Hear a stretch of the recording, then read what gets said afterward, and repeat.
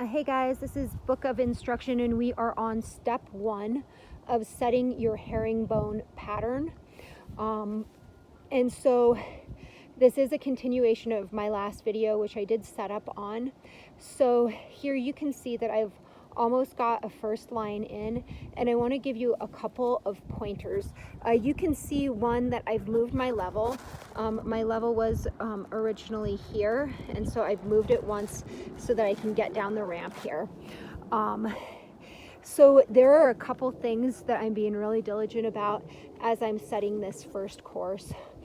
One, I'm picking my blocks very, very carefully.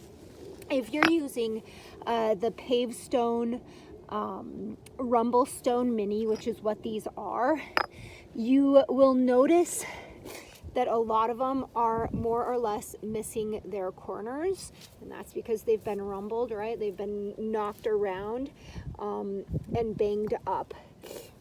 On my first course here that I'm laying against my level, I want to make sure that I'm selecting blocks that have their corners predominantly intact. And that's because if you put like a really sort of spongy corner like that one or that one against your level, that basically can throw off your pattern because the whole entire corner is gone.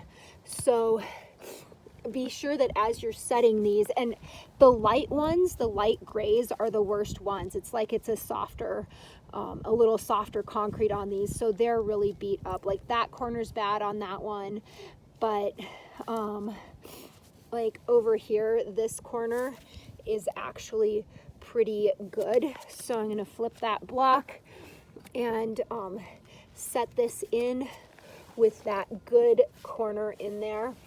And then the other thing I'm doing, and actually my square's not going to fit now because I'm at the end of my pattern, but the other thing I'm doing is I'm using my speed square, and on every single block I'm putting my speed square in there, and I'm making sure that my blocks are squared up perfectly to a 45.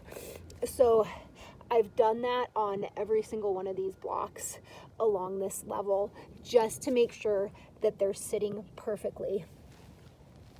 The other thing I'm doing is, you see how these corners here are all even now? They're all lined up evenly along my pink string line.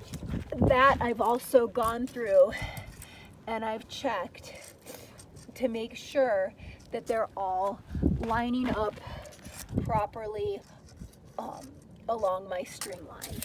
And so I've measured that as I've gone all the way along too. And now I have the beginning, sorry about that camera angle, I've got the beginning of my installation going in really square, really straight. I think I'm going to be happy with this. So there it is, and I'll keep you guys posted.